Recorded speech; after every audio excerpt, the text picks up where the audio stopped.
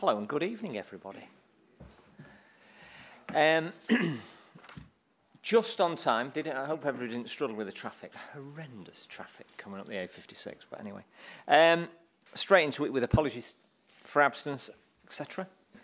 Right, we've got apologies from Councillor Curran, Councillor Smith, Councillor Malcolm, Councillor Marshall, Councillor Pete, and we're extremely grateful for Councillor Peter Davis attending his second scrutiny committee within the week, yeah, so he's a complete star, so you're very welcome. Thank you for that. Declarations of interest. I know you're missing mine. Whose are we missing? We're practically there, apart from mine, which I'll do before I go. That's good.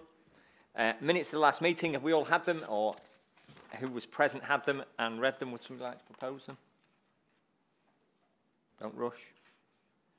Thank you, Yvonne. Second them. Thank you, Annette. Appreciate that. Can we take those as accepted? That's good. Fabulous. And then work programme, over to Susan. We're motoring along here. Yeah, so the work programme updates are as set out in your pack. Just a couple of updates from fire colleagues. You asked for some information about sprinklers and also the work of the utilities companies, and it suggested that the most effective way to get the information to you as quickly as possible would be via briefing notes, and we're anticipating those in either December or January, depending. Understandably, colleagues have got quite a lot on at the moment, I understand. But if there are any other issues with the work programme, if you want to bring any of it to my attention, or if you want to have a brief discussion now, please make any comments. Anybody got any comments on the work programme? I think we're reasonably, might have a bit of space in January. In fact, we won't, because it's budget, which is just massive anyway. So I think we're reasonably 3 or 4 months full, as it is anyway. So if nobody's got any comments, you got any? I think possibly Richard might want to say something about budgets in December, but that we might deal with that in the budget item as we go along, about being a little bit more specific about what your wish is in December, so rather than just another general update. So if you want to do a little bit of a deep dive on a particular aspect of the budget, it might be good to sort of include that in your work programme. Am I right? Yep. So we'll cover that in your budget report at the back end. So without any further ado, Andrew, is Andrew here? Yeah. Oh, you've grown a bit. That's it. Yeah, there we go. Right. Andrew, on response to the Ministry of Justice Female Offender Strategy. Thanks, Chair, and thank you, members. I'm just going to talk briefly, and then I'll bring Martin Nugent in, who's been the architect for our approach to female offenders in Greater Manchester. But as I understand it, the committee asked for a briefing on the Greater Manchester response to the Ministry of Justice's female offender strategy that was published earlier this year. And there's a briefing paper circulated. It's fair to say we think this is a good story in terms of the approach that Greater Manchester has been taking, because the national strategy is very much built on work that's been underway for a number of years now, since 2014-15 in Greater Manchester, to tackle the issues around female offending and test these principles of public service reform that the public sector in Greater Manchester have adopted in recent years. So the strategy builds on a Greater Manchester model, this whole system approach to female offenders. And it's fair to say, without stealing Martin's thunder, that we've seen over a relatively short space of time in Greater Manchester quite significant positive outcomes as a result of this approach. So a 40% reduction in the number of adult women sentenced to immediate custody since 2014, compared with a 3% reduction nationally. The reoffending rate for GM women offenders is currently at 16% compared to just under 23% for the rest of England and Wales. And as part of the work we've been doing, and this fed into the national strategy, we've had an independent assessment of the cost-benefit of this approach, and that's demonstrated that for every pound that we've deployed since 2015 on this agenda, over a 2-year period, there's a fiscal benefit to the public sector of over £3, mainly through cost avoidance, so costs associated with incarceration, costs associated with looked after children and homelessness as a result of women being placed in custody. So there's a really good story to tell. I'll let Martin take you through the journey in terms of our experience and where it's got to, and then I'll come back with some of the lessons in terms of devolution and some of the challenges going forward, because whilst the strategy is a positive step, the national strategy, there are some real issues about our ability to sustain this approach in Greater Manchester. The strategy didn't answer a fundamental question around how this type of approach in Greater Manchester and nationally can continue to be funded going forward. So I'll let Martin talk you through how we developed this and the journey we've been on. Thanks very much. Thanks, Chair. I suppose from what we identified back in sort of like 2013, 2014, in some local authority areas, there was a provision for women that were in touch with the criminal justice system to have a gendered specific service for them that came out of Baroness Corsten's work. We thought that was a bit of a postcode lottery, and we would like a minimum standardised offer to all women across Greater Manchester in touch with the criminal justice system. But we also recognise that we'd very much like, where possible, to divert people out of the system and prevent them going into the system. So we looked at where it was possible to work with women that were considered at risk of entering the criminal justice system as well. And that was defined by having some unmet need that wasn't being answered around accommodation, substance misuse, mental health services, to try and those things that actually quite often are domestic abuse that preclude us to criminal behaviour, to try and address those before they reach that point. So we developed an approach with the colleagues from the Probation Trust, as it was, then now the CRC, with the Public Service Reform and the Justice and Rehabilitation Executive, and then the some health money that was available at the time to get a consistent model across Greater Manchester. This model was to intervene by identifying women at the point of arrest, point of sentence, and that point of resettlement back into the community, by wrapping services around them through the development of a women's centre in each local authority area. So we have across the 10 local authority areas, we have 9 centres. Manchester and Trafford share one, though there's peripatetic outreach into Trafford. There is 8 providers deliver those 10 services, and they offer a minimum standard of co-location of services there. They have the gendered support. It's about building trust in a relationship to make that woman be able to take some positive steps for herself.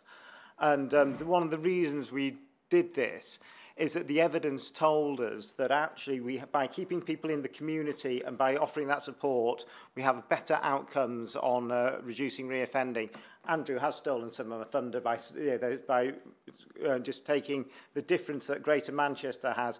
Unfortunately, Greater Manchester manages to usually exceed the England and Wales average for crime. So for our reducing reoffending figures to be under that and significantly under that, 16% compared to almost 23% for England and Wales. Then when we look at other core cities comparable to Greater Manchester, such as the West Midlands or West Yorkshire, they're varying between 23 and 27.5% reoffending rates. The one thing that Greater Manchester has that those other areas don't have is that consistent whole system approach at those different points. They all will have good women's centres, but it's not integrated into our systems as we've managed to do here. So I think that is the sort of the key story I'd like to tell. Andrew absolutely points out we have some real issues around sustainability. It is a good news story. But I think there's a journey for us to take as well. And this is very much more about, rather than seeing the woman as an offender, as seeing her as part of our community, as part of a family, and and recognising that she just doesn't have a need, but will be facing complex and multiple needs. So we know that most of the 51% of the women that engage out of the 1,600 that we work with per annum have needs in at least 5 areas. Of those, over 80% have needs around mental health and well-being. Over 50% have needs in accommodation, substance misuse, and domestic abuse. So we know we are working with that very complex cohort of people. And so we're thinking about how do we make sure that this lands and resonates in the place as well as in the criminal justice system. So it's moving away from a woman being an offender to recognising that woman as vulnerable and marginalised, and helping her to cope and recover. Helping her to cope and recover because she's going through a point of crisis and not be accessing services where we normally and often see these women is at that point of crisis, be it in the police custody suite, in A&E, when there's a safeguarding issue, we're looking at children being taken into care, or as a homelessness presentation. This is an opportunity to do something that's preventative, and we're just working with Jane and with health colleagues to say we know we're getting some really positive outcomes that fall, and the CBA, the cost benefit analysis that Andrew mentioned, they fall to local authorities and to health, as well as to the criminal justice system. So how can we think about this as developing this for a service for those women that are vulnerable and marginalised, including women that are in the criminal justice system, but very much victims. So it may be of modern day slavery, it may be domestic abuse, to help them where they're engaging with services and those services are delivering the outcomes that they're designed to deliver. That's absolutely fine. We don't need any more resource going in. They're doing what they should do. But we know we have a cohort of women that only engage at that point of crisis. And we know we have some women that go through our systems and don't make the expected progress that we anticipated. And so there's something different to make them do that or enable them to do that is the support of the women's service. And those women's services, they have that advocacy approach, but they also have a challenge, and they challenge some of the urban myths. And so actually a woman may be thinking that the only reason that she won't engage with social services because the only reason that the social services come is to take your children, for example. And that may be driven through being through the care system herself, or having children at the edge of care or in care. And the Women's Support Alliance will very much do that relationship work. They'll do the advocacy, but they'll put the challenge back saying, actually, social services priority is to make sure that child is safe and can thrive. Would you like your child to be safe and can thrive? All of a sudden, there's a slightly different point of focus now. Yeah, we both want the same thing. I just actually I'm not very confident that they'll deliver that for them because I've had bad experience or whatever the reason is. But then build with them and build with those services to make the difference. So when women enter services, they make the positive progress we'd like to see. And that is recognised in our outcomes. We have had this evaluated. We've had the CBAs done. And we collect data consistently across Greater Manchester from all the local authority areas and all the services. And that shows that when a woman engages with the service through measurements on an outcome star, that she is at that point of crisis. But by the time she leaves that service, she's in a position where she's feeling that she's more in control of her life and beginning to attain some of the aspirations that she would like to and can do those on her own. And so it's an outcome star has a matrices of 10 different stars, points on the star where you measure progress, and it's done between the woman and the caseworker, and there's a 1.7% increase, taking that woman to around the 7 mark on the matrices, which is that point where they are recognising that they're what they need to achieve themselves and the confidence to be able to achieve it. Sort of moving towards somewhere perhaps where Andrew might like to come back in is the sustainability. Though we very much broadly supported the MOJ's strategy, indeed, we'd like to think we were part of the architecture behind that strategy, and we very much referenced within it. There was at one point there was going to be a consideration of building 5 local community prisons for a cost of £50 million. We weren't supportive of that. We'd preferred to see those resources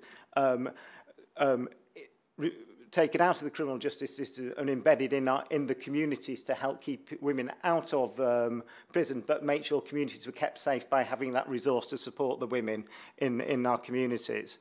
That was replaced by a £5 million pot for the whole of England and Wales.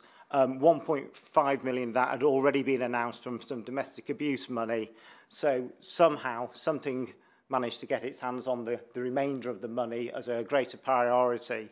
So though we welcome the strategy, the sustainability element of where we'd like to go to, and some of the work we'd like to do with justice devolution, of ensuring that there is the opportunity for some reinvestment by the Ministry of Justice into our system, so that we can keep the virtuous circle of reducing their demand and saving them money centrally by actually having a mechanism to allow some of that money to flow back to Greater Manchester to keep it going. That isn't there at the moment.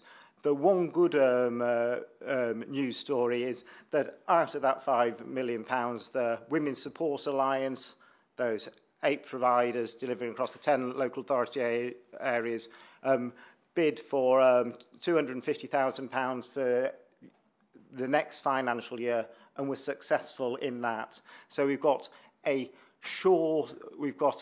than a crisis being absolutely imminent now, that crisis has been put off for a few months, where we hit a real financial cliff edge for this provision. Don't know, Andrew, if...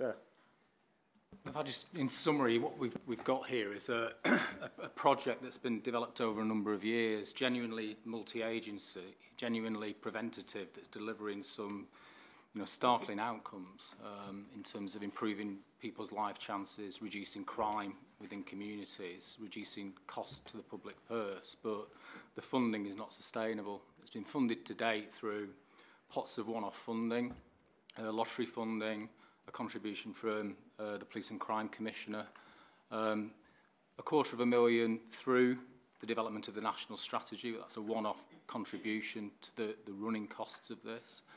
The biggest financial beneficiary of this is the Ministry of Justice, but to date, beyond that one-off contribution off the back of this strategy, the worst case is that we see this project ceasing in 2020, because that's when the current funding that's available expires, which would be a travesty. The positive opportunity is in May 16 there was a commitment from government to negotiate a justice devolution deal. So an explicit commitment around that. It's been very, very slow progress. Building on what we've done around things like adult education, some of the changes around transport, powers being devolved to a Greater Manchester level potentially. And that's been reignited in recent months. So this is a big priority for us, a test really of the Ministry of Justice, where there's a commitment to work more collaboratively with us, whether we can solve this issue of sustainable funding, which is a genuine invest to save. There are clear financial benefits falling back on Ministry of Justice budgets through fewer women ultimately ending up in custody. So we'll see how those negotiations go, and we can certainly provide updates to the committee in coming weeks and months.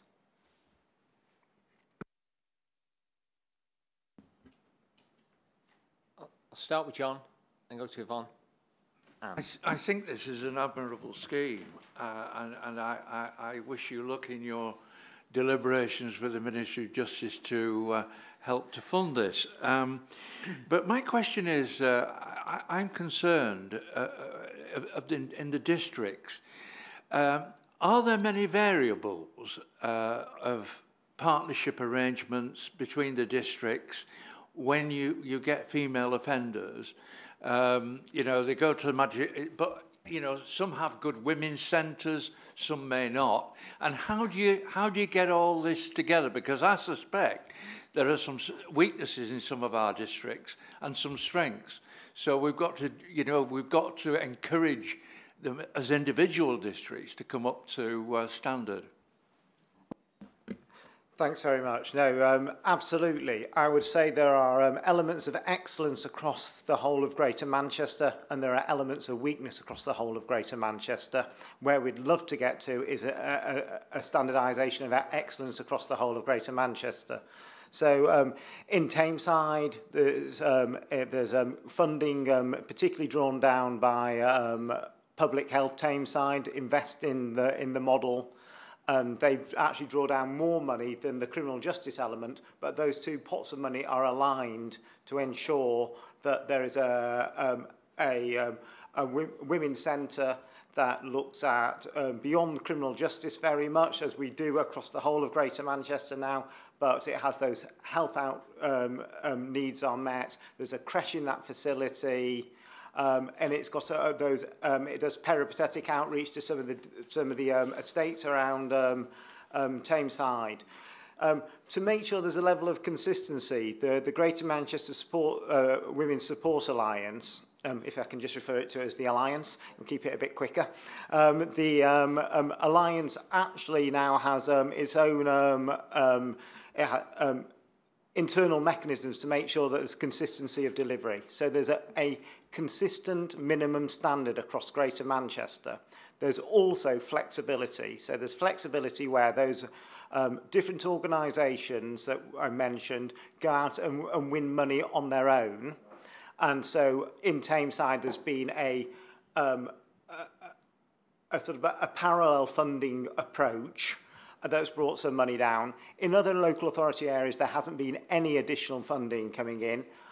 In Manchester, for example, Manchester City Council funds work around the at-risk group, and so there's some additional funding and support goes in there. So it is different in every area. That minimum standard is met. There's a real quite strong structure around that. It has its own independent chair, the Alliance does. It meets. It has experience from a whole range of providers through mental health, substance misuse, domestic abuse and criminal justice. And that expertise is shared across the whole of the Alliance. It has a standardised training package and training officer, has a standardised manager across that. It has outreach workers that help engage with service users across the whole of Greater Manchester. And it has prison link workers that operate from HMP style to the whole of Greater Manchester. So some bits specific, some excellent bits of that if we could replicate that everywhere, we really would be gold standard. Other bits, there are weaknesses that we're constantly plugging. There is commitment from them all to work to the absolute maximum standard that their budget allows them to. And it is a resource issue in a lot of circumstances that becomes the difficulty. So every centre would say, we'd love to do peripatetic outreach to some of those areas that are we know there's a need, but we can't quite get into them at the moment. But that's a funding issue rather than a structural issue around desire or anything like that. Thank you. Yvonne? I think it's an excellent scheme, and but I was just going to ask, how long, on average, do people need the support for? Because we're not talking about people building up to an exam and then you sign them off, you know.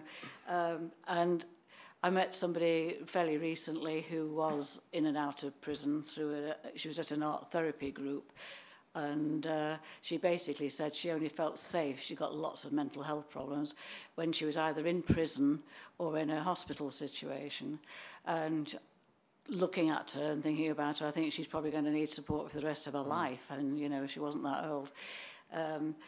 So that is one of the issues, isn't it? That you're going to kind of keep expanding your work all the time, and therefore your demands for sustainable funding will go up. And then there's the other aspect. I mean, treating people who commit offences as not just offenders, but as members of our community that we need to support, I think is applicable to young men particularly as well, isn't it? And actually they contribute far more to our crime statistics than the women do as well. So if you want to reduce the crime statistics, they're a big pool for us to address. And it's an enormous issue because I think when women get involved in crime, obviously, as you say, it has knock-on effects with the children. But when men get into crime and get into drugs and everything, that has enormous knock-on effects on families with domestic violence as well, doesn't it? And all the rest of it. So perhaps you could address that a little bit as well. Thank you. That's a challenge, but I'll try my best. So length of stay, it is very much, as I mentioned, we've got the service user engagements. There's very much a co-production element to how we deliver this service, so that the service user's voice is constantly reviewing the service that we deliver now. And it can't be it's been recognised, it can't be prescribed, turn up for 12 weeks, you'll be better after 12 weeks, that's it. So we have women that have been known to the service over a number of years. But what we'd say is that very much what we're doing, and again with some of the work that Jane's leading on around the place, is that we're having step in and step out arrangements with statutory services. This service shouldn't duplicate what else is happening in the system. It should be some additionality to help with those women that are at a point of crisis and aren't known to those services, or for those when those women aren't making any progress, to give them the support and advocacy to help make that progress. So what we're doing much more is getting a lot higher visibility in our local authority areas to say this is part of your early offer. And it's a two-way street. That's very much us going out to local authorities and saying, what are you thinking about a gendered response to vulnerable and marginalised women in your area? What is your offer for them? And how are you engaging with the third sector around that to help deliver it? Equally, for those services that we are having delivering in that area, we're saying, how are you engaging with your local authority to make sure you are part of that early help offer, or that MASH offer, to get it? So I think those are the two elements where we try to recognise there'll be an intensive level element of support, but you can pop in to the Women's Centre if you've got a bit of a crisis or an issue's cropping up, because something about your rent you don't understand, just pop back, we'll help you out. Absolutely, that stays there. Of course, it can't be forever taking on a greater and greater caseload with the restrictions around resource. For males, you're absolutely right, much bigger proportion.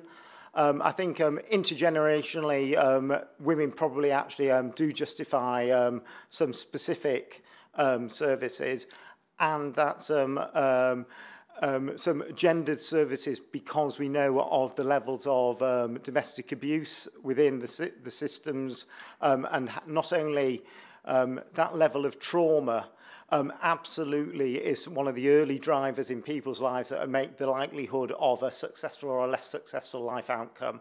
And so that trauma approach is there. But we do have interventions for 18 to 25-year-old males, intensive community orders, specifically focused on that. We also fund a third sector organisation to look at the family element of that and specifically put some work in around the family.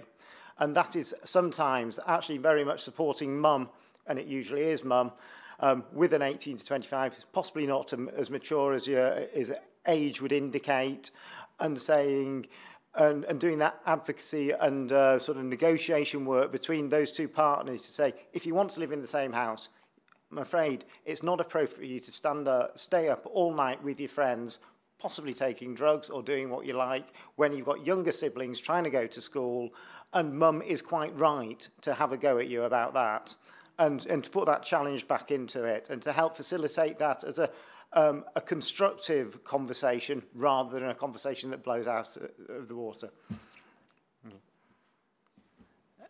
Thank you, Anne. Thank you. Thanks, Martin. That was really interesting. I've got three points, three things. I think the whole system approach is good. I think we absolutely have to find a way of guaranteeing funding for the Alliance and the women's centres. I know that Women's Matter in that covers Manchester and Trafford was struggling up to September of this year to know how it was going to be funding for next year. That can't go on if we want public service reform to be the heart of what we do in devolution. We've got to be ambitious for how we fund that, how we bring money together to fund that. While it would be great for it to be funded nationally, I think we may need to find a way to do that ourselves. The outcomes that the Alliance have got and the work that you've been doing over the last 5 years has been outstanding. We've seen the results from that. Absolutely have to find a way to fund that going forward. Just two other points. I think there's some scepticism in the sector about funding the residential settings as an alternative to custody, so might not be a bad thing that we didn't get that MOJ money. I'd be interested in your view on that, and how what we really do is provide intense wraparound support to keep women in their homes, and to keep the women at home, and to keep the children with them at home, so it can keep school and health outcomes going. I think if we are going to, that is going to be a route that we end up going down. I think we'd like to see quite a lot of an analysis about what we think it might achieve, the cost, the impact on families, the impact on reoffending rates.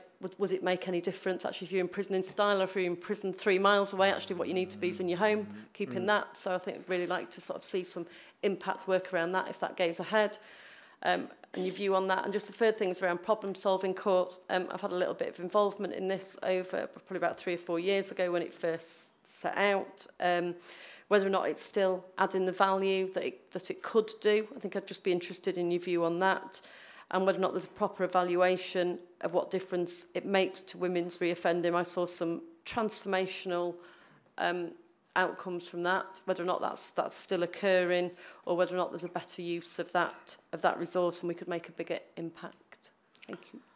Thanks very much, Ryan. Okay, funding work, absolutely agree with you. As the part of the process of, we've done individual cost-benefit analysis for each of the providers, and we've done it aggregated at a Greater Manchester level to see the difference we're making, and to understand who is the beneficiary of the service. And we know it falls roughly in thirds. Local authorities, that 2 specific areas: avoiding costs around homelessness, avoiding costs around children in care. Criminal justice services, be it either through prisons, courts, processes, use of police resource time, and probation services, and then health as well. And so we are working with the local authority areas to see if we can say, what is, asking that question that I've already put forward, what is your response to, and do you feel that there is value in having a gendered response to women that are vulnerable and marginalised and that are using a lot of resource in your systems already? Do you want to do something different around that? What could it look like? I personally think it doesn't look too dissimilar to what the women's services providers are delivering already, but I think there needs to be some flexibility on that side as well to meet the needs of people in different areas of vulnerability. So that's an ongoing piece of work. I was at an event just earlier this week, and John Rouse, with control of their health and social care budget, said he sees in certain circumstances the issue around criminality as a population health issue. So drawing those 2 areas together much more closely may give us an opportunity to look at funding from a larger area than just criminal justice. I take your point about nationally. I think there's absolutely every reason that why we should still pursue that. I think we've got to look locally in Greater Manchester. If we really believe in this, how do we fund it? So I think I'm with you in that area. The residential setting, as we said, the MOJ in their strategy announced the removal of 5 local prisons, but the possibility of developing 5 pilot areas for accommodation. The aim is to reduce the number of short-term custodial sentences. We did a piece of snapshot research to see how many women sentenced to less than 12 weeks, serving less than 6 weeks we had in prison at that time. We had 7 women on that particular day from Greater Manchester serving that length of time. However, we do know we have quite a cohort of women that receive have lots of custodial sentences. And so we have a cohort of women that are in that revolving door of short custodial sentences. And so we thought that the point where we may be able to help the most is on that resettlement point. And the resettlement point would mean that they would reduce the use of breach, of recall. So there'd be less women recalled to prison because they are complying by their licence agreements, and less women reoffending, so they're not going through the courts and the whole system again and getting those short custodial sentences. We also recognise that there's a cohort of women that are sentenced in the community on community sentence orders or suspended sentence orders, that if they breach, sometimes quite often actually for non-criminal activities, they actually get a custodial sentence because they haven't managed to adhere to their original order. So there'd be an opportunity there to actually have an alternative in the community. The MOJ hasn't put any money around this and hasn't put any further parameters other than when I've had the discussions with them, they've said that they're interested in not just as a sentencing point for those women the first time, but as that resettlement point and prevention of re-entry into the system. So absolutely no indication of cost. They do not know what the model that they want to look, how they want it to look.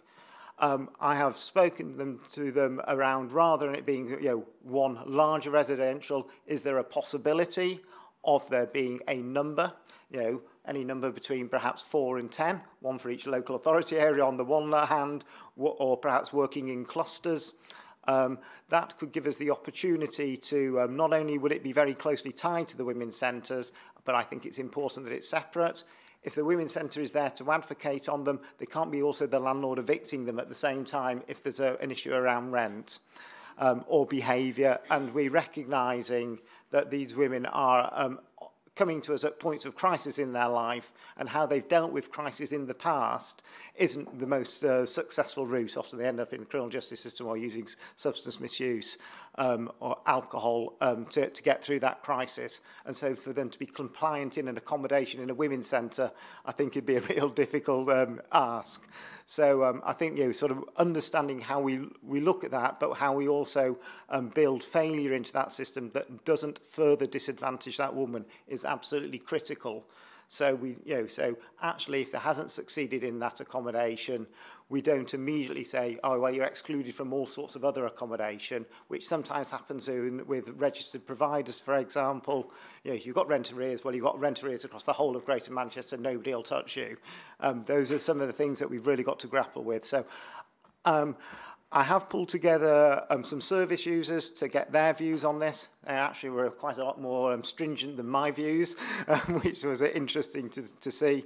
And I've also pulled together a group of professionals to see how they think we could best and where best to intervene. And the MOJ provided some dates they'd like to come up and talk to Greater Manchester to see, but they cannot give us any indication about funding, which means it's very difficult to plan. You've got a blank piece of paper with no financial parameters on it. How do you manage to sort of say, are we going to try something for 6 women, or are we going to try something for 30 women? We don't know. One very, very, very quick point. Is there any way of linking into the Housing First tender that's about to come absolutely. Yeah, absolutely. And then your final bit was around the problem-solving court, transforming summary justice. that's the rapid trying to get 70% of sentences to be seen on the day, and transforming rehabilitation that split the probation service. Have driven a coach and horses through that original work that's undertaken by Fiona Deakin that started there. And we are working to put that right. We think we've got a way of doing that, and we want to, and we've got the support of the local criminal justice board to do that at a Greater Manchester level, whereas before it was Manchester and Salford originally. It's now been rolled out Rochdale, Bury and Trafford in the next tranche, with the looks of moving to Bolton, Wigan, Stockport and Tameside courthouses afterwards, and to look that in. So that's a piece of ongoing work that will happen in the new year. So, me now. Anybody else? No. So, the business case appears to stack up. Presuming your figures are correct, it's almost unarguable that we shouldn't continue with this. And then it's not an area of my expertise at all. I would probably defer to Anne, but anyway. But the indicators that you mentioned, substance abuse, accommodation, mental health, domestic abuse, homelessness, alcohol, they were the only ones that you mentioned. There are obviously loads more. But most of those aren't within a person's control anyway. They're almost imposed. If you're a subject of domestic abuse, that's not within your control. You're subject to accommodation if you fall out. So we owe it to these people to help them really. And given your cost analysis of a 3-to-1 and 3 beneficiaries, local authorities, children in care, etc., police, Ministry of Justice, if we get it funded by one of those, how much are we talking about? Say we continued the service. It's been going for just over 3 years. How much does that cost? What would it cost to sustain what we have? Sure. Okay. So at the moment, to deliver what we deliver at the moment costs about £850,000 across the whole of Greater Manchester. So that's for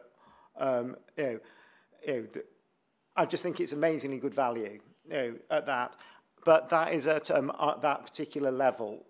If we thought that we wanted to drive up the offer to a higher minimum standard across the whole of Greater Manchester, and if we wanted to intervene at in different areas, so we know we'd be working with roughly the same women, but if we wanted to make sure that we're working with them as an offer from local authorities, if we were an offer from health, and have those referral pathways in, we may be driving, that may increase demand. So at the moment we're working with 1,600 women a year. If we were working with 2,000 women, there'd be an additional cost to it. So I think there's we can maintain it at about £850,000. If we wanted to develop it, I think we're looking at depends how ambitious we are. I think if we look at some of the public service reform principles and doing things at pace and scale, we now have the evidence that this works. What's our ambition around pace and scale to actually to drive this forward? And I think that's really a question I would like to put back a little bit, because the greater that ambition, I think there's more we can do and the quicker we can do it. Sorry, Dave, I know that wasn't a particular answer, but if I just come in briefly on that, I think the challenge that, it is value for money, and to continue what we're currently doing is not a significant amount when you take into account the cohort that's being worked with and the broader costs to the system. The beef with MOJ is, I've got no doubt there is a genuine desire across all, certainly local city region partners, to sustain this. And our track record has been that we've been able to, one way or another, we've cobbled together the budget to sustain it to this point. But MOJ are a significant beneficiary from this, and they accept these figures. But we're locked in, making some progress. A conversation around a fair and equitable contribution to this alongside local partners. That includes local health partners, it includes the PCC, it includes the local authorities, housing providers. There is a point of principle as well, but in pushing that, we certainly wouldn't jeopardise the ability to sustain this going forward. That would be my fear, that we pursue Ministry of Justice. We've got devolution. We're not, and I just struggle for the benefit just the direct benefit for the people to improve their lives. A couple of kids that don't go into care is an incredible success story. When you can, so how many homeless people does it prevent? We've got 40 million for homeless. I'll come to that later in the meeting, I'm sure. You know, when you think what we committed 150 million to cycling. I appreciate it's a different pot, but the benefit to the community of doing this just seems disproportionate. So we have got to. So I would like to see this back. I wouldn't like to see this slip because Ministry and Justice might have other things to deal with, and this is down their priority list. You don't know. We might not get the attention it deserves. Wouldn't want to see it slip off the agenda. So I would like to see it back. I don't know, perhaps it might be scheduled to come back, but let's have this back. It just seems the business case stacks up. It should be done. And we all feel that, I'm sure. Is this for any more comments from the members? No. Is this just for noting? Yeah, it's for noting, but you could record your support for the work. Well, you can't have the committee. I think it's pretty clear the committee supports the work. There's not been one word of dissent. It seems so logical to carry on with it. So yeah, without record our support for the work, absolutely. And if is it for noting? Is the report for noting? You can make you can make a recommendation if you want. You know, if there's something that you want to do slightly more robust, you're perfectly entitled to make that kind of recommendation. Why don't I defer to Anne?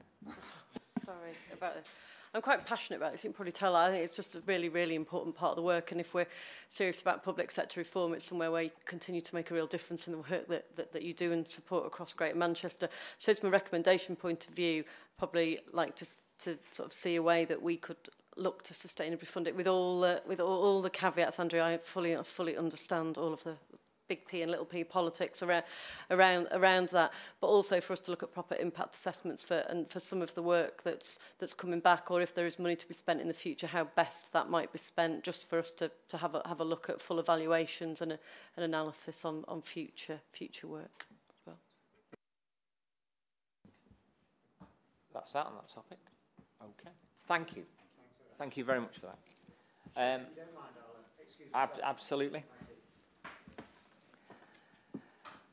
Moving on to item 7, implementation plan and performance dashboard update. John Holden, thank you. Thanks, Chair. This is the first 6-monthly update on the Greater Manchester Strategy Implementation Plan. So members will recall that we agreed the revised Greater Manchester Strategy back in October last year.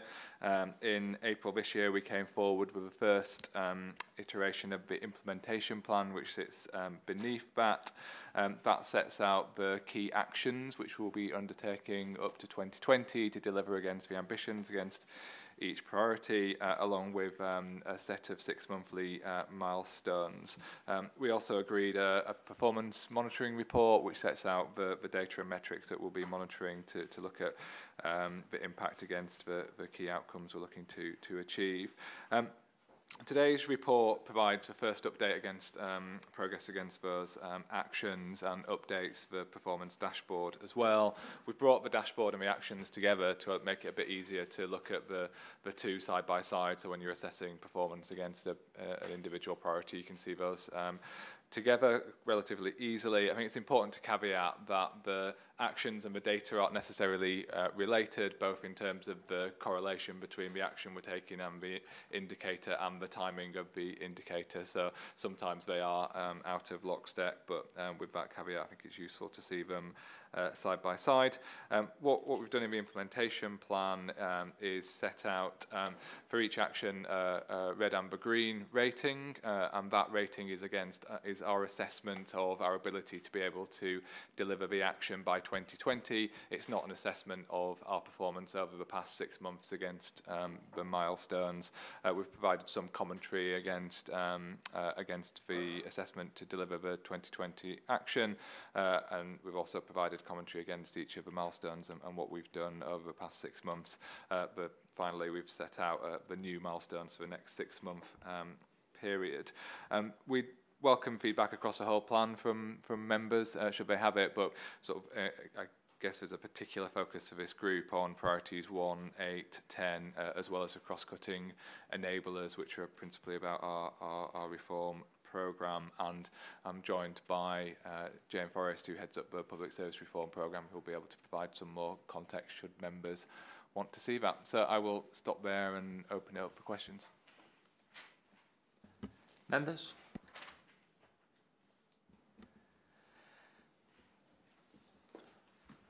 Mary? Light caught it badly. Yes, you mentioned priority 10, which is an age-friendly Greater Manchester. Yes? Yeah. That's correct.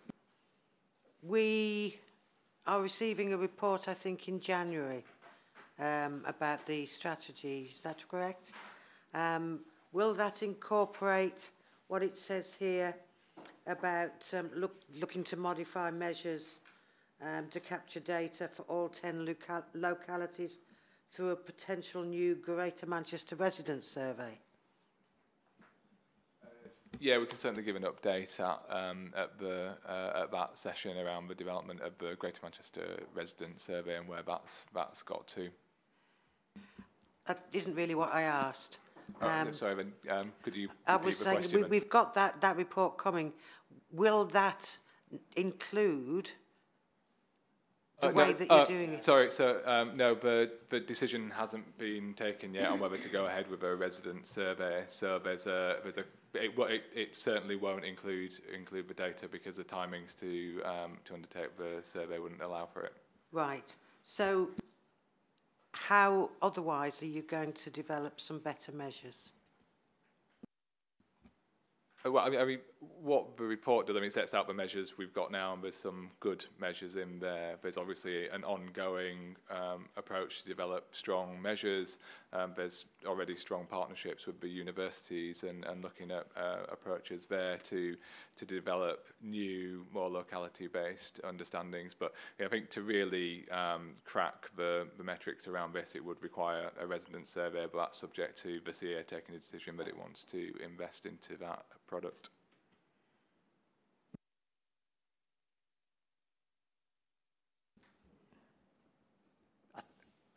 Are you happy with it? You come back on it. Well, clarify the question. I just think that the measures are not very robust at all in terms of, an age-friendly Greater Manchester, because you're talking about the adult social care users across the board, presumably, because it doesn't say older adult social care users. And you're talking also about hospital admissions due to falls, which is reasonable. But when you're talking about establishing an age-friendly Greater Manchester, you're not talking about the problems, or you shouldn't be talking about the problems. You should be talking about the achievements. And it's measuring the achievements which is more important. I think the best measure you've got at the moment is to do with the employment of over 50s, because it's the over 50s where the greatest unemployment rates are to be found across the piece. So I think that's a good measure, and I would really hope that there's going to be some quite big changes in that, and we can start to do something about older workers, particularly since retirement ages are extending towards the far reaches of our expected life. There's also this I can only call it an imprecise measurement. It's asking people if they identify their neighbourhood as very or somewhat age-friendly. I think that's a difficult thing for anybody to do unless they know what it means to be age-friendly. But I'm presuming that when we get the report in January, there'll be a lot more detail and emphasis on that. That's my critique of what you've got at the moment. Yeah, I think it's a fair critique. I guess my comeback to that is that we are we collect or we bring together the data that's available to us, and this is the best selection of measures that we've got from that data, which is available. We recognise it doesn't measure everything that we want it to measure, and have put proposals or are developing proposals to improve those measures. But inevitably there's a cost associated with collecting new data, and that's a financial decision that the CA needs to take. But certainly when we come back in January with that report around the age-friendly strategy, we can include in that more up-to-date and fuller picture of where we've got to on the development of the metrics. I think it would be fair to say for that January. I think that's a fair observation, actually. When you read into that and really start to think it through, it does seem a little bit. It'd be interesting to know what you would like to see in there, as opposed to what is in there, to make it a little bit more robust, so we can, because it's a bit woolly. It is a bit. You can't be across it all, but actually it's a bit woolly. So that will be interesting to strengthen that up. I'm going to go to Yvonne, and who was after Yvonne? Tim. Okay. This may be more addressed to Jane, I don't know. I was just looking at priority 1 and the red box at the top, which is development of a highly skilled, high-quality workforce development programme, and obviously it says there you feel that you're not on track quite. So do you want to just develop that a little bit, please? Yeah, and as you know, Yvonne, we've got a hugely ambitious programme around the school readiness priority, and I think just to kind of clarify, the red is about how likely we are in achieving that priority by 2020. So again, it, in some ways it reflects the ambition we've got around the programme, but again, as you all know from the Task and Finish group, it's a complex area, the workforce development, and it's everything from volunteers through to qualified health visiting, local authority nursery staff, private voluntary independent nursery provision, and all that falls in between that. And I suppose the red is just about just reflecting the breadth and the depth of the workforce development we need to do. Again, as you know, the school readiness performance, so the gap we've got in terms of where GM is at against that national average, is for our most challenging deprived neighbourhoods and for our children who have more vulnerable and complex needs, and that requires a more targeted workforce response from a range of frontline staff. We are now starting in terms of a response, so just by way of an update in terms of what's in train, we continue to work with local authorities and health visitors and nursery nursing on evidence-based assessment tools, evidence-based interventions, but actually where we need to get to now is something much more ambitious, and only this week have we started to work up some proposals on a Greater Manchester Early Years Workforce Academy, and starting to understand what the resources for that would need to be and how we could get to scale quickly across Greater Manchester, and how we could start to work with our colleges and our universities in terms of embedding the Greater Manchester way of doing things. So it's just an honest reflection of the size of the challenge, the complexity that we've got, and the ambition, really.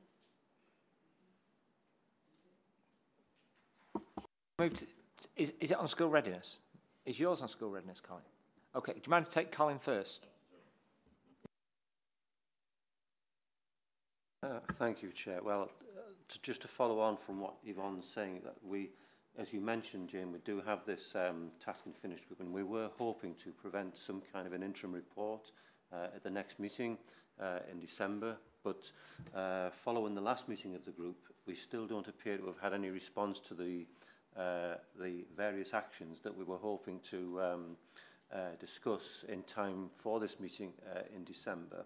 I think it would be helpful if we could arrange a meeting as soon as possible, just to review the nature and extent of the progress that we've made and the difficulties that you and the other officers are experiencing at this point in time, in order to enable us to make a sort of more detailed analysis that we might be able to bring back to the committee, if not in December, then the first available meeting or the first available opportunity in the new year. And obviously it would then give us an opportunity to take some of those actions back to the various districts, because clearly what we're seeing, what appears to be reflected here, is a range of different levels of progress, if you like, across districts, and perhaps we need to break that down a bit more so that we can begin to focus on individual areas, perhaps. And as you know, we have been attempting to arrange a number of visits to the 4 districts that are represented by the members who are on the Task and Finish group, to sort of try and reflect on the kind of issues that we are attempting to address, if you like. So I think if we can find a means of giving that programme a fresh impetus, I think that would be helpful. Yeah, we can pick that up. Before I go to you, Tim, so I wasn't aware you'd had the responses, so I think that's. Can we put a note to check on that for next meeting? I don't know what those responses are. But those responses, can we refresh that call and make sure we get those responses for the Task and Finish group? Yeah. Yeah. And then the visits again. Somebody needs to arrange them, which I think that I'm looking at you, but I guess your department. Chair, sorry, we've got one scheduled in Bury on the 29th of November. We're waiting dates from Chris McLaughlin for Stockport. But it's dragged a bit. I think that's putting it diplomatically. And we do have another visit pending in Oldham, Chair. Great. So I picked up on this when I commenced this task of chair of this 15 months ago, and I'm tremendously disappointed actually when I look. We've improved. We've had no improvement, 0.5% improvement in that 12-month period, in an area where we should be able to have some improvement. And when you look at the historical improvement, which is included here, and it looks quite good, Greater Manchester has seen an improvement in school readiness from 47 to 68%, 2013 to 2018. So since it became a mayoral priority, the improvement has declined. Well, yeah. Tremendously, to a point where it stopped. So it becoming a mayoral priority has actually stopped the improvement in school readiness, it appears. So the first thing I would say is that those children who have that measure and that assessment were in school already last year when it became a mayoral priority. So the programme of work, refresh of the strategy, actually was never going to start to impact on those children because they'd already started school. We know that the work we need to do starts much earlier, from maternity, antenatal, health visiting, nursery settings, and our place-based teams, and like the Stockport family model. And then when they arrive at school, they've got that good solid early years in which schools can then pick up and continue to work in that way, whether it's additional speech and language or whatever. So that's the first thing. I think just a reality of those children had already started school when we executed this plan. The second point I would make is that, and I've made it once, is that these are children and families with extremely complex needs, and some of them are parents are offenders, domestic abuse, the cohort we've just been talking about in the previous item. That some of those issues will be issues that these children and families are facing. So it's just it's going to take quite a lot of effort and targeted resource across a whole range of services and issues to make that impact. I appreciate all those things, and it is an enormous task. However, all the individual boroughs were making progress up to the point it was taken over, or appears to have been taken over, and all that. So there would have been some natural progress had it not been a mayoral priority, reading the figures, the boroughs would have continued doing whatever they're doing, different things in different boroughs, and there would have been because they'd managed 20% improvement over 5 years. It appears, or is the dashboard wrong? I think, we introduced the Greater Manchester New Delivery Model for early years in 2012, started implementing it in 2013. So the progress that we've made over the past 5 years, is as a result of us introducing something new and different in Greater Manchester. I think what we recognise now is that has gone far in making a difference for a significant proportion of children, but the gap is now for our most challenging areas. So we need to go further and beyond what we've already set out in that delivery model, hence the priorities that we brought to you in the School Readiness Action Plan earlier this year. I think my concerns are obvious. Only time will tell. The current time we've had hasn't told. And it would be good to see the task and finish group see what they've asked for. It'd be good to see the results of the visits, without a doubt. Early, the dashboard doesn't speak well of it, unfortunately, despite the efforts. So, on that, Tim. Thank you. It's just on something different, Joe. It's just on just to quickly understand the data how it's presented. So I understand what you're saying about on the table that red, for example, means that we're not on course to meet the priority by 2020. But on the dashboard sheets or whatever they're called, how do we understand what red, amber, and green, well, red in particular means on those top GMS targets? Is that the same? Yeah, it is. So, but there's the actual Burberg rating. It gives it in detail in the report. It's different for the targets and for the underpinning measures, and the reason for that is for the targets we have. For the GMS targets we have 2020 targets, so we have a trajectory towards those ambitions. And where it's on green, we're on the trajectory we thought we would be on. When it's amber, we're slightly behind, but still have the potential to deliver it. Where it's red, we feel we're significantly behind, and there's a danger we're not going to reach that target. On the supporting indicators, because we don't have targets for those, that red, amber, green is an assessment of how far we are behind the national average. So now I understand that a little bit better. I guess that worries me quite a lot, because there's some quite significant things, aren't there, that are things that we don't like crime, all the health, well, all the mortality ones, the crime one, the homelessness one, the NEAT one, are all we're not on track to meet it by 2020, which I suppose, they're all serious issues, aren't they? I mean, I suppose it gives us a bit of guidance about the sort of things that us and the other two scrutiny committees should be thinking about looking into at future meetings. Can I just ask, with health, for example, there's a separate scrutiny, is that right? There is a separate scrutiny committee, but I think there is a little bit of a governance gap there, to be quite honest. Just to respond to that, that's the conversation we've had with other scrutiny committees, and they have used it as that tool to say, actually, these actions or these target areas are ones that they want to see reports coming back, which start to dig deeper into the reasons behind the performance. Any more, Tim? No. David? Yeah, it's along similar lines in a way. I mean, if you look at the charts of improvement in school readiness and compare Greater Manchester with England, they're exactly the same.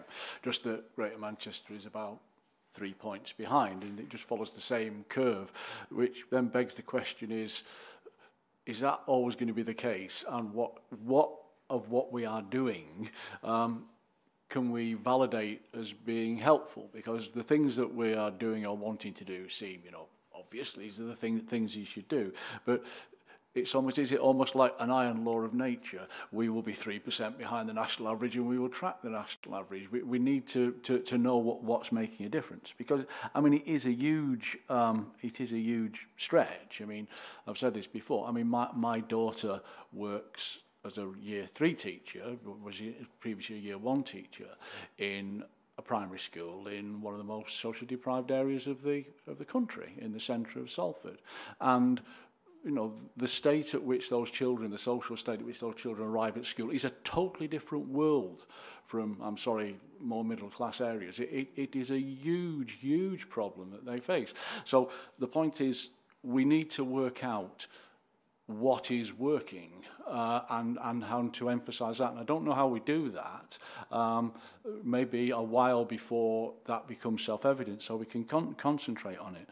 I don't know whether we have figures. I mean, obviously we've got the district by district figures, and presumably those will be trackable over the years. They're not put in a chart district by district.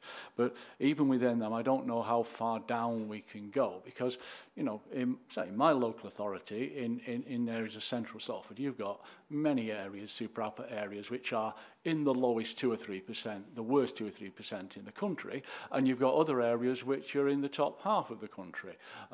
So the difference is huge, and whether we can analyse what's going on area by area, and in particular analyse what can work, and then concentrate on that, because we don't want to be doing things which seem to be self-evidently good, and then still we're 3% behind the national average, and we're always 3% behind the national average. So again, you know, hopefully you'll recall that the digital and data aspect of the programme is one of our, you know, top priority for us. At the moment, the school readiness measure is a lagging measure. So it's telling us that it's too late. You know, those children are already 5, they're already in school. In some regards, we've already missed the opportunity to do what we know works. So that's when the child's at 2 or at 9 months old around speech and language. The issue we've got is we are not able, for lots of reasons, to collect that data, analyse it, and target our resources and interventions to respond to it. We are developing a system, and Salford are leading the way actually with a lot of that will enable us to do that. We've got some early adopter sites that are working with the central GM team on a blueprint for implementation around that, and we hope to be able to make progress. We're also doing a lot of work with our research and strategy team, the university and national leaders in this field, like the Early Intervention Foundation and the Children's Commissioner's Office, around, you know, helping us design new interventions that we know are going to make a difference. The final thing is the information sharing. Actually, how can we seamlessly share that data across the range of practitioners that are in children and families' homes, preschool, to schools, ahead of the curve, so that they continue with that package of support. Where we are up to, we are limited in terms of the analysis of data that we can do at the moment, so we cannot drill it down to ward. We can get high-level ward data, but we can't do specific names of children and families. And again, our digital work is hoping to address some of that.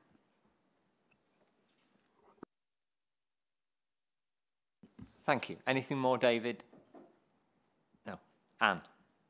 Just very quickly, thank you for that. I just wondered whether or not you could put a little bit of context around it for us, around the priority 1, which is where we seem to sort of be concentrating today, around how much of it you think is some of the structural stuff around digital, around sharing of information, and how much of it might be around the fact that child poverty rates are increasing, that some local authorities are working in areas that are the worst deprived in the country, that local authority have had significant cuts, that there's cuts for other things. So how much of it is the one that actually it's so challenging and things may be getting worse in some areas of indicators, that actually the work becomes harder than it might have been in 2013, and how much of it is around some of the structural stuff that you've talked about? Thanks.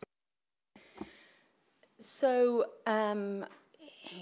anecdotally, and we are trying to, so we are doing a deep dive into localities at the moment around this to understand that picture better, to understand what the investment is, how far that's sustained in current budget plans. So children's centres, health visiting, are, are examples of where we're seeing the challenge in sustaining those investment levels.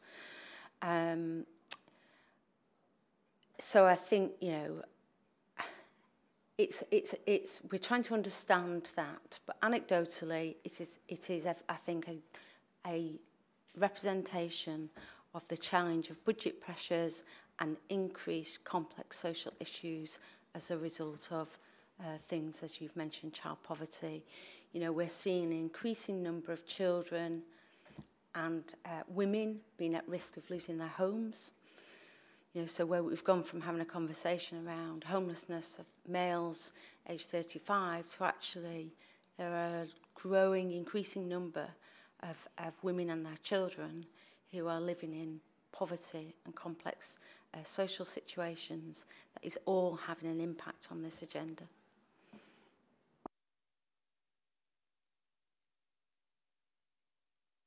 Any more comments? So I would like to pick up, so that's priority one, which, and I appreciate Anne's point, without a doubt, but then if these are fall, and I think David's point, I wasn't going to touch on, David's point is the key point. If we are to make a difference, we shouldn't be tracking the national average by 3%. We should be narrowing that gap if the devolution is going to make a difference. Where our destiny is in our own hands, effectively. We're just moving on to priority 6. Safety, rough sleeping, basically. We qualified at our last meeting. I don't think we've got 14 million committed over a 3-year period to rough sleeping. We've got 268 rough sleepers, so we have £52,000 per head. Even if we argued that since then that's doubled, we've still got over £25,000 per head, and it is a mayoral priority to improve it. We've seen some great items on the news. Given that amount of money, and given we're looking for $1 million, 850,000 to sustain something that we know is working particularly well, have you got any comments on that? The amount of money and the fact that there wasn't, since the mayor, it became a priority, nothing has improved. Again. Just for a point of clarification, you're right, Chair, there have been some substantial grants awarded in the last year, but not exclusively to do with the rough sleeping issue. So 3 main elements. There was funding to support a social impact bond, which is targeted specifically at rough sleepers. And its entirety, that's around 2 million? 2.6 million. The homelessness trailblazer is to do with the homelessness issue, which is much larger than a cohort of 250. Yeah. That runs into thousands hidden and in sight. And the third element was Housing First. Again, the trailblazer and the Housing First elements are the more substantial elements of that overall amount. And Housing First is being plugged into the requirements around rough sleepers, but is also dealing with the broader homelessness issue. So that calculation, there's 52,000 to do with a cohort of 248, isn't technically correct in terms of what that funding was provided for. Fine, that's great. I appreciate that. So we're going to move on to budget in a moment, but could we have a deep dive into that? Could we have a bit of analysis on that? Because it really isn't clear out to the public what is available. So it maybe not your issue, but again, it's not coming through in the dashboard. And it will be good to know so the public can know, because I don't know. And it really isn't clear what is for what. We can certainly do that, provide more detail back or outside of the meeting. There was quite a comprehensive report to maybe not the last CA, the one before, that tried to articulate how these various components fit together, the amounts of funding. It was a progress report, so things have moved on since then. But that would be a useful reference point before we provide you with the more up-to-date information. Just to clarify, I think the committee have already had that. I think you got circulated that either last month or the month before, because you did, yeah.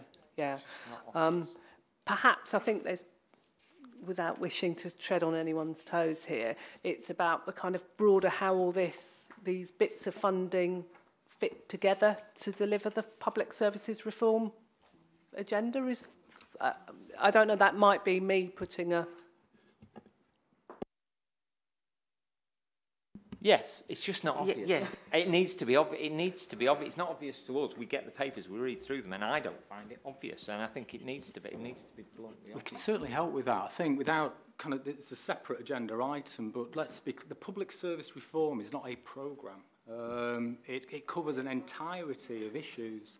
So the 450 million health transformation fund is being deployed against public service reform principles. The women offenders issue we talked about previously on the agenda, the approach to these specific housing grants. So that's perhaps an important consideration.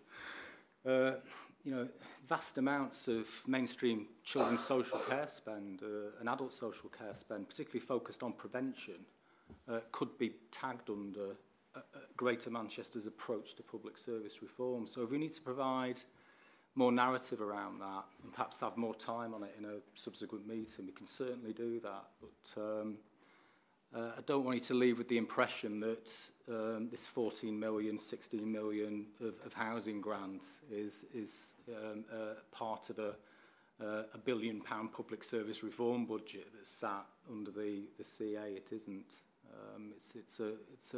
The public service reform is a philosophy. It's an approach to prevention, cost reduction, improving outcomes for individuals. There are some key principles, but it can be applied to a number of different public services who are dealing with different cohorts of residents, those generally with complex needs.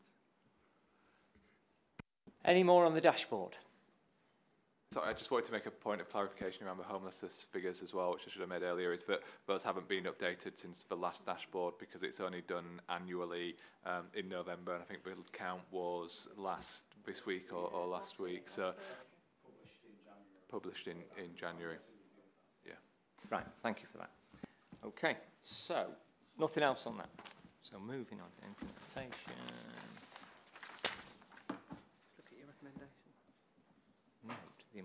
Can we note the implementation plan? So can we note it? Thank you. A new GMCA website. This should be light, a little bit lighter.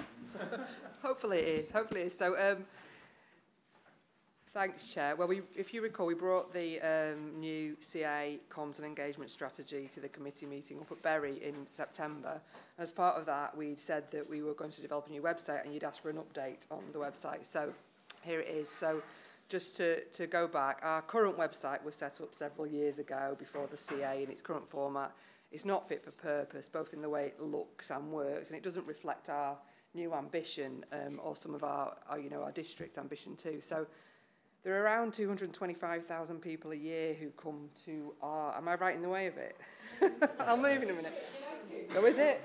Yeah. It's terrified. It's terrified. It's under scrutiny. So around 225,000 people a year come to the site currently, which we would expect it to increase, and more than 1 million page views. So it is really important that we get this right. We are carrying the work out internally, so there's no cost to the CA, and we hope there's a potential saving in terms of maintenance of the site by doing it in-house as well. So, it's gone completely now. So work started last month. It's progressing well. This is absolutely a work in progress. We're hoping that the site will go live for final testing before Christmas. And the oversight of this is happening through, we've got a task and finish group with comms people and IT people working on this, but we sought the views of a number of people across the CA on what sort of functionality and content they wanted to see. So we have a group as well checking that we're doing what was asked of us. In terms of the look and feel, you can see it now, so it's clear and modern, and it's also in our GM, or Greater Manchester, and our GMCA brand and colours. So we're using a good mix of text and images and video and interactive content as well. And it's also, we'll show you in a minute when we flick through it, it's also reflecting what we do. So those priorities that you've seen in the Greater Manchester Strategy Implementation Plan, those sort of 10 big areas, it's built to some extent around those. So actually, if you go onto this as a member of the public, you can see the big areas that Greater Manchester's focusing its attention on. So there is a details content map, which we can share if anyone wants to see it, but the main areas are you know, the What We Do section, which I just talked about. The meeting papers, you'll be pleased to know, will still be on there, but they'll use a different system, which is modern.gov, which a number of the districts use. So it's far more easy to search them and find content in them than it is at the moment. And we'll have the usual news, social media, what's happening, what's going on section. And also, after, this won't happen before Christmas, but as a phase 2 in the new year, we'll have a Your Area section. So we've actually, you know, we've had a good look around at other combined authority websites and other people's websites to take the good stuff from elsewhere and copy it ourselves. And actually, we'll show you this. London's got a good In Your Area. There's an interactive map, and it, you know, it pulls up key facts and information from different parts of London. And we actually have a lot of this information and data already within Greater Manchester. So that's something we're looking to develop further. So Alex, our digital manager, will just, it's not, the content's not live on this, so we're showing you examples of the pages. We'll just flick through a couple and show you the In Your Area, and then any comments, anything else you think we could include, very welcome. Thanks, Claire. I'm just going to quickly show you 3 sections. When we said we're going to shake up the website, this isn't what we had in mind, by the way, it's the projector. But I'm going to show you 3 sections. One is the main page, which you can see here. The next one's a new section, and the third one is, as Claire referred to, In Your Area section. That third section is open to input. Would welcome all your ideas. It's supposed to give people a snapshot of each of your boroughs and what's happening in there. So I'm just going to scroll through this really quickly. Everything you see on here is an example. It's just there as a placeholder so we can show how the site will look. So this section here, what we do, as Claire was saying, this will reflect the priorities of the GMS. Beneath there, we've got a section which will show news, but we'll also use this area to highlight anything that happens. So, for example, if we launch a new strategy, we could put that here and keep it there as long as we needed. As you can see, we've also got tags, these little boxes here. So transport, economy are 2 examples. It's disappeared again, hasn't it? And beneath there, we've got a little section for social media, because we put a lot of content on social media, so it seems wrong not to include that on the website. And at the bottom section is the more sort of functional area where we put statutory documents and pages and information where basically staff can log into the staff area. I'll switch to the second page now, which is the news page. This has this will pop up inviting people to sign up to our newsletter. And then we've got a list. I'll show you this topic bit. People can select news based upon an area. This is obviously not a final list. It's just an example one. You can sort the page by date and name. And I'm just going to scroll down a little bit more. You get the idea, I think, about how this page works. You would obviously click through on one of these, and it would take you to that item. The third bit. This is the bit which I feel ashamed to say I'm going to take you to London with this one, but they have created this first. This is a map where you can basically select any area, and if I pick Brent, you get a sort of snapshot of that borough when it decides to come back on. There we go. So this is an area which we hope to develop next year. Would welcome any ideas on what information you think should be shown here.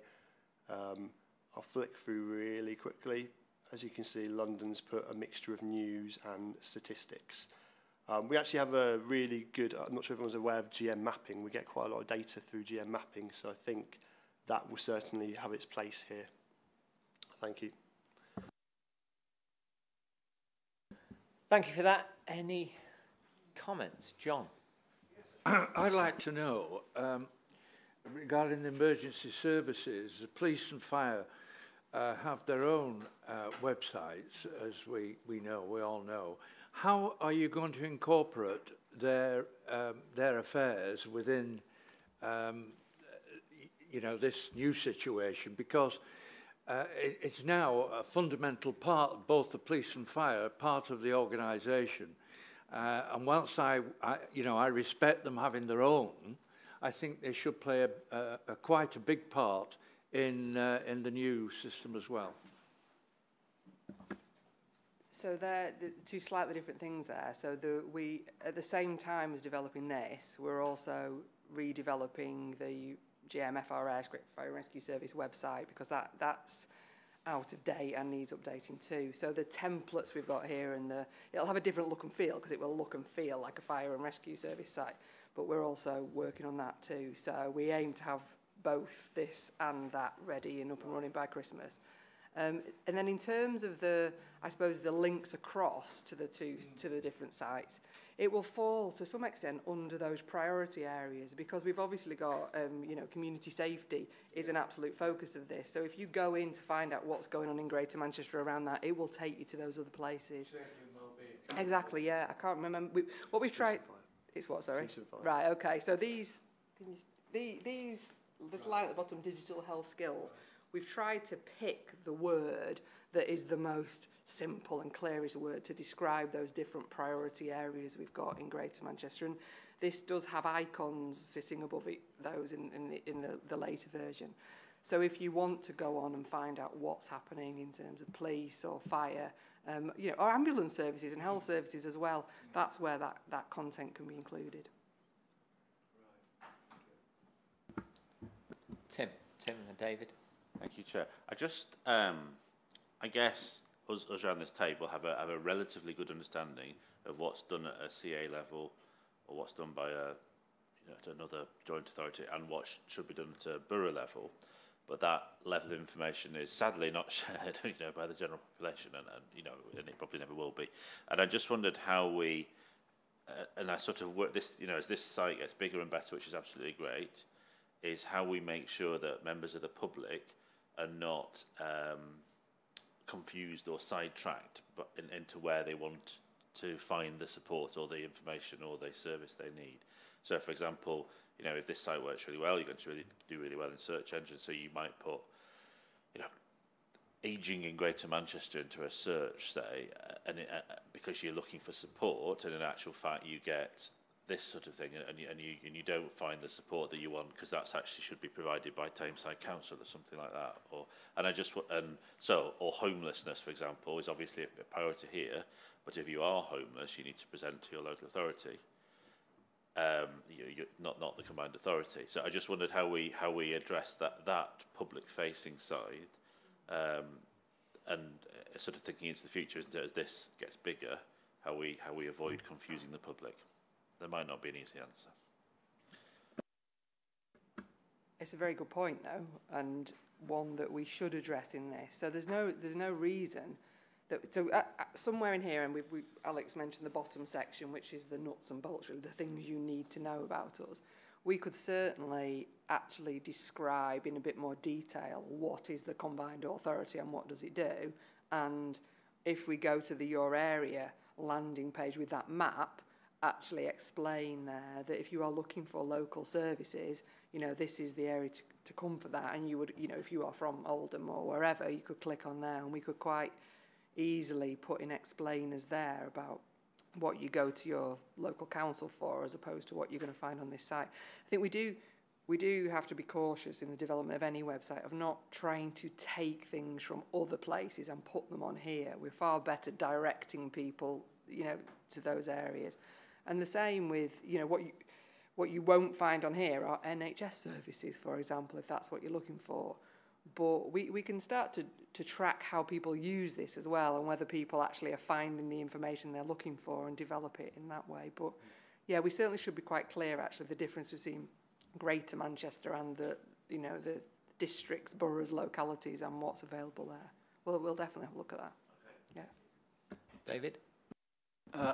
Yes, I found it eventually. There's a tab there for meetings to keep it kind of like quite internal. I think there's an education job to do, or an opportunity of a further education job if it's possible with the website.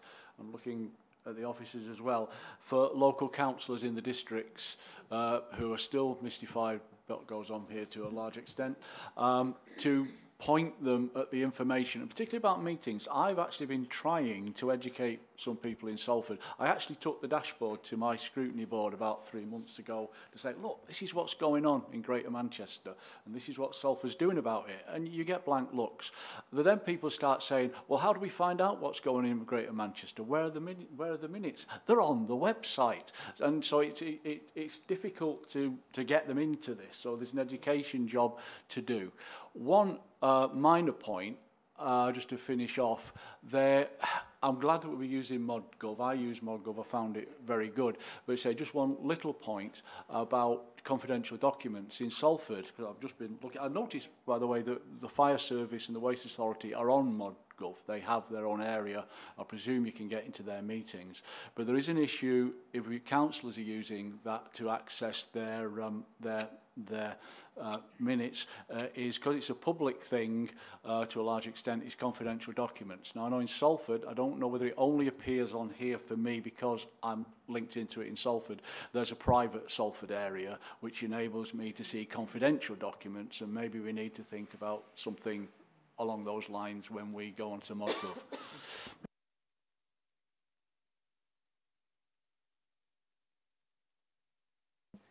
Stump them.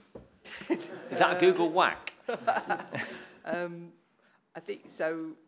We need to, well, the functionality of modern.gov and how it works is not my area of expertise, but we'll definitely feed that back. We will feed that. I think just generally in terms of helping people, and this is not the general public, but helping local members understand the combined authority and what happens and what doesn't happen. I think that again is a fair point, and that is picked up in several of the actions, as well as the website that we're hoping to deliver in the coming months.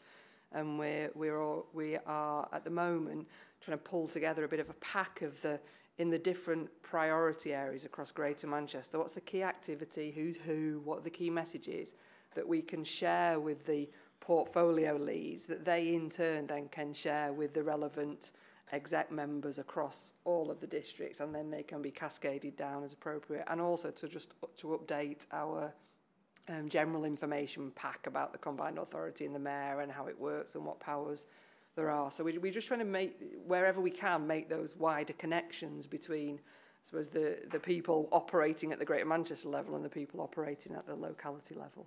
So, and again, you know, any further ideas of how we can improve that, we would happily look at. Thank you. I think it looks great, so let's see where it goes. Appreciate that. So we are running short of time, I'm told. So item 9, register key decisions for noting, where we've all got the link. We can go through it in due course. So can we note that link? Date and time of next meeting. I think, why is that coming there? Oh, it's there. I didn't even see that. Tuesday, 11th of December. We've all got that. And then on to Richard for budgets and sources, I think.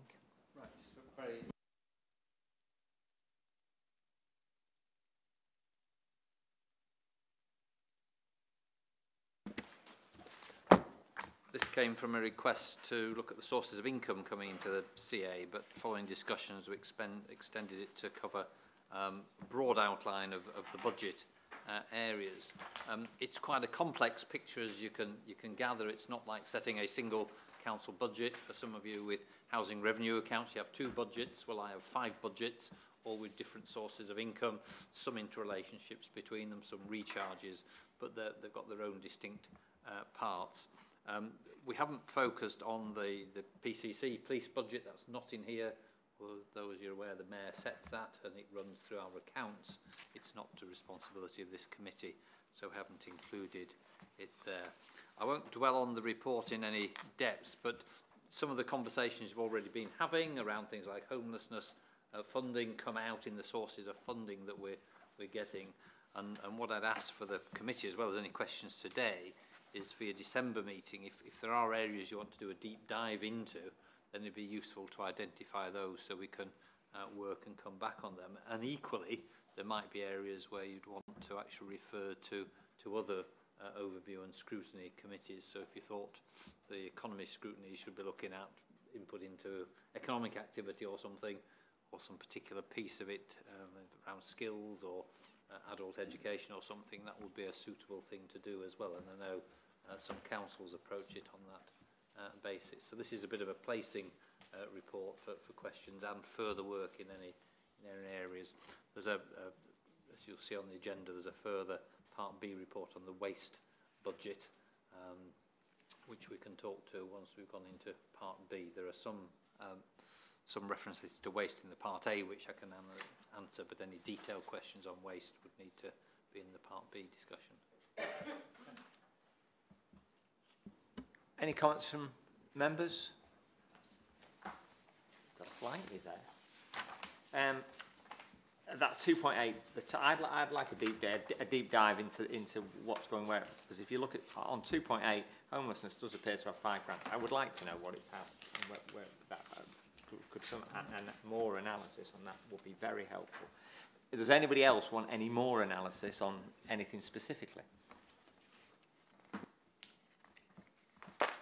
Okay, on that we shall move on. So thank you.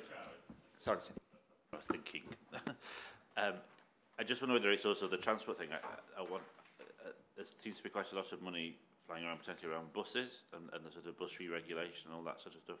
Is that something we might look at, or is that something that one of the other scrutiny committees might look at in more detail? Just to let you know that the Planning and Housing and Environment Scrutiny Committee are taking something on the capital programme, the TFGM's capital programme in December. They're kind of really interested in the way in which different funding streams are being, and that was a kind of a long-standing request. I think possibly for this committee, it's not an exact science. So if there are areas, it's about areas to do with risk, you know, the kind of the broader risk element of different funding programmes.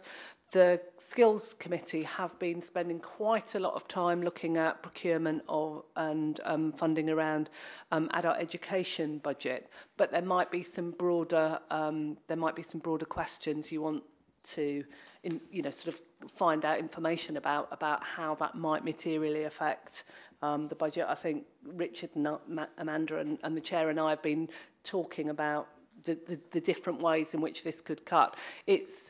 You're being presented with more information up front than has normally been the case. So we're trying to offer you the opportunity to have a good look at this. But we need to be driven by sort of your particular, sort of focus and guided by your views here. So, just on transport and buses, all the budget reports that are going to the CA in January will come here. I think the meeting's 3 days before the combined authority meeting, so you'll see the full transport levy budget and the mayor's transport budget. And at the moment, the vast 99% of it sits in the transport levy paid for by the districts rather than the mayor. But that will come in its entirety to you, along with the full detail of the mayor's general budget, including fires. So all those will be coming back in January. Some of them will reappear in February if they're going back for further consideration by the CA. But this is really to allow that sort of deep dive. So if you wanted to look at where does the money go for concessionary fares, for example, and bus support, which is the current budgets that are supporting the bus network, you could have a report here on the financial bits of that and understand some of the risks around that, rather than the policy side, which I think would be for the other overview committee. Does that answer you? Great. So we'll probably cover that in January. I'm just going to take Yvonne, and then I'll come to you. Is that right? Just a quick question. I was looking at 3.14 and 3.15, and I wasn't quite sure what the pool receipts from Cheshire were. That sounds like a good idea, but what?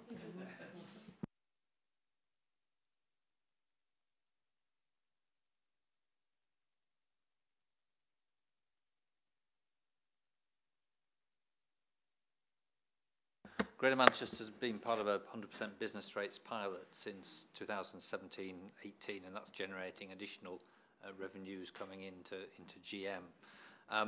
Prior to that, you were able to pool your, in financial terms, your business rates with both authorities within the area and, in our case, outside the area. And that has allowed the Cheshires, who aren't in the 100% pilot, to carry on that arrangement sort of on a notional basis with Greater Manchester. and they're generating extra receipts that they keep rather than passing back to government.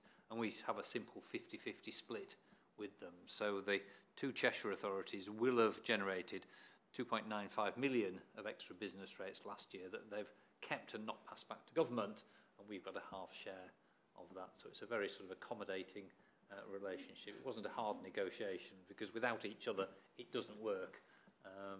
So we get half of their money at the present.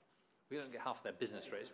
It's half of the money that they would pass back to government and not get if we weren't in this sort of partnership with them. Well, it's certainly carrying on for 18-19. It's a bit more murky in 19-20, but that's a different issue. John. Just to reiterate, Richard, I mean, you've put this in front of us tonight just to show us where the money comes from. Is that right? You know, the next year's budget will come forth in, well, before Christmas we get the government's take on what we're going to get, and then in January we'll get the budget before it goes back, you know, in the districts coming in February. Is that... The settlement isn't very significant for the CA. The only bits we get through the revenue support grant settlement are the fire, still treated as a separate fire authority in funding terms. So we get revenue support grant, business rates top-up grant, and the retention of business rates. So they're funded as a normal authority. The CA gets none of that other than the fire component. What will be relevant are whether there are any limits on the precepts for the mayor, both in terms of the PCC precept, where the government's already indicated an increase of up to £12 would be allowed, and 12.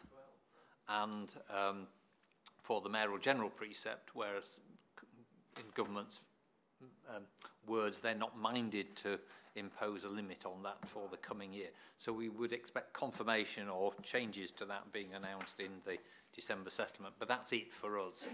Clearly we're dependent on the districts for the waste budget, for 99% of the transport budget, for the majority of the CA's own sort of headquarters spending. That all comes through the districts. So we're not, other than the fire bit, we're not that significant a player in the revenue support grant. So depending on the timing of the settlement, which is I think the 6th of December they're talking about, if Parliament carries on. So by the 11th we will be able to bring you something that says if there are any changes in that. The main budget reports will all come back in January. But really December's a chance for you to say we want to have a look at something in particular, because you won't really have time by the coming to January. You'll get a wodge that thick. So if there are particular areas, as has been said, the sort of bus supports and the homelessness, we can come back in December with those. Has everybody seen the Part B report? Does anybody want to go into any? It's fairly. I'm happy to. Happy. Yeah, I think what we're asking is... I'm asking, so if we've all seen it, does anybody want to go into any depth in it? I'm happy to take it and note it as it is. Has anybody got any further questions on? You did get away with it. Good. Right. So, that's it. We're done. How good is that? Cool. So, thank you. What I forgot to do was welcome Jim Wallace. Didn't notice you at the beginning of the meeting, so welcome. Although you're now Jane Forrest. Thank you. Well, and welcome. You're always welcome. Thank you for the sub, Councillor Peter Davis. Thank you. And we'll see you all on the 11th with Christmas cheer.